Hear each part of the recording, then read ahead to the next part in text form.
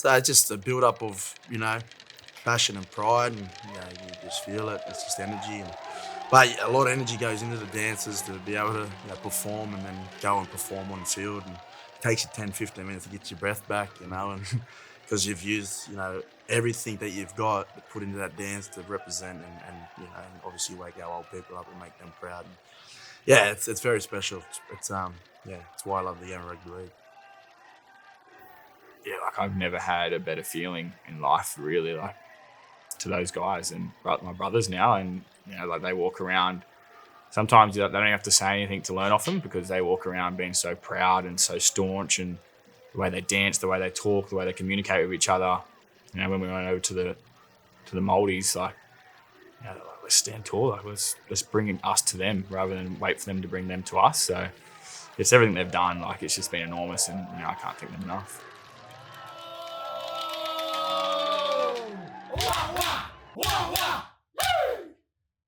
Pump your foot too through the ground. Yeah, right. That's how you wake them up and let them know we're just about to start. The dance or Kunjil itself it's very unique to the team and to the goals and values we're trying to instill in the team, which are already there. Like, we just got to wake them up. Our elders all left us those legacies, so we just got to remind them of it. My name's Kaleb. I'm from Gomeroi country. Little place, Corindai, up northwest New South Wales. I'm fortunate enough to work with Muggera Dance Company, which is based out of Fingal Head, up near Tweedheads. Muggera means lightning or storm, and we do our songs and dances from the Minjimbu clan. So the paint job's really important. That tells the story of a particular country that your dancers come from. So we all wear that in honour of them songs and dances coming from Minjibul.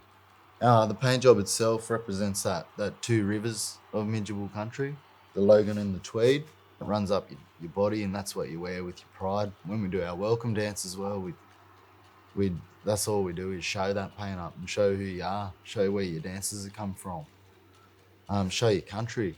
You're wearing your country. And then the four rings on the arms and legs represent the four wind directions of that particular country. There's 4 on the arm and 4 on the leg. That represents the 8 clan groups of that nation. Those 8 clans are the thunder, the flying fox, the sea turtle, the possum, the catfish, the lightning, the dingo, and the water snake. And then you see what appears to be scratches on the legs and on the ribs. That's actually the storm. That's actually our name is Muggera, that lightning and storm. So they're not just slapping that paint on, they're representing that weather pattern, which is super important to that story.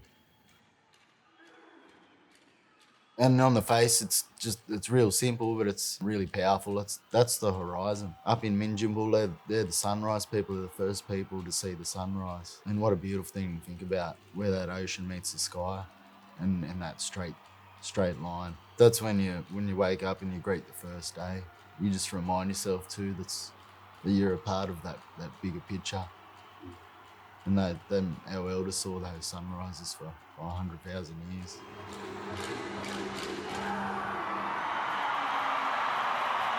For that camp, it starts my year. Being proud fulfills my cup, and you definitely hold on to it. And it's something that you sort of sit at a level ground, and then you can hit rock bottom sometimes, and feel like you're sort of not where or who you are as a person. And then when you go into them camps, it just skyrockets you through, man, and it gets you pumped up, and you feel how proud. And I'm getting goosebumps talking about it because I know, what it means to me, and I know what it means to the boys that go into that camp, but also everyone involved. I come into my first All-Stars camp. It's hard to say because I don't like talking about it because now I'm a very proud Aboriginal man.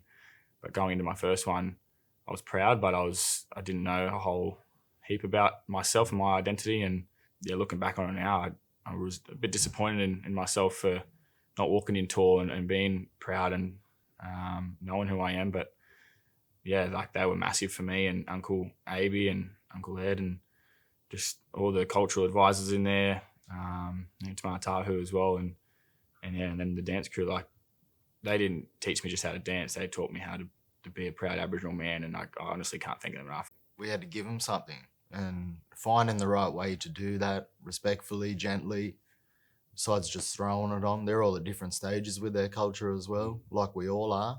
So that's just finding that right time to work with the individual players, to push the go button, to go and practice, to let them chill out a bit, not just hammer them with culture all the time, because that can soon burn you out. Because with culture comes responsibility.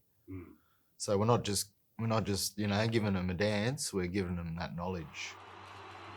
Just a bit of a difference between those dances from 2022 and 2023 is that was more of a welcome. They came over here, which is why the dances just changed that little bit. More of a welcomey vibe, and us inviting them onto country, but reminding them again of those laws. When we went over there, it was a thank you for having us dance. It was them welcoming us, and our reply was thank you so much. Beautiful country, and what an honour it was to be on. The start of the dance, it's the lads making those noises. And that's that sound, that's that vibration, waking up our old people, calling out to them spirits. We know they're still around. We don't believe in fully going. We know we mind, body, spirit. The spirit's always going to be here. After we stand in that shape of the boomerang, we invite them in, and we start massaging the mother with our footprints. So we're doing that. We're massaging country. We're waking up our old people again, just like it's always happened. It's continuing that process, continuing that legacy, and not doing it for anything else but Mother Earth. That's where it all goes back to, and it all comes from. These paint jobs, they tell the story of the land, not the person, the land, which is, at the end of the day, the most important thing. The gentleman will then create the two lines, and the intent behind that is there's a few gaps in the lines, but when we see those gaps as First Nations people, we'll fill it in, and we will help each other protect country as well. And that's why we all dance for Muggera, which is up in Fingal Head, and we all come from different communities, but that's why we do it. At the end of the day, we got to stand there together and stand there in order to protect that legacy and that country. No matter what mobs he's from, he's can come together sometimes, and he's can be one. It's something in the 2022 camp that was clear as day that we needed to introduce was the Torres Strait aspect. That wasn't there before. It was just the Aboriginal aspect of it, so it wasn't even spoken about. It was just clear that we had to incorporate that other story. So we got some more brothers and sisters in, aunties and uncles, and that just brought a whole new element to it. There was a special elder that came in and was able to explain the dari, which is the headdress up there. And as an Aboriginal person, that was learnings for me.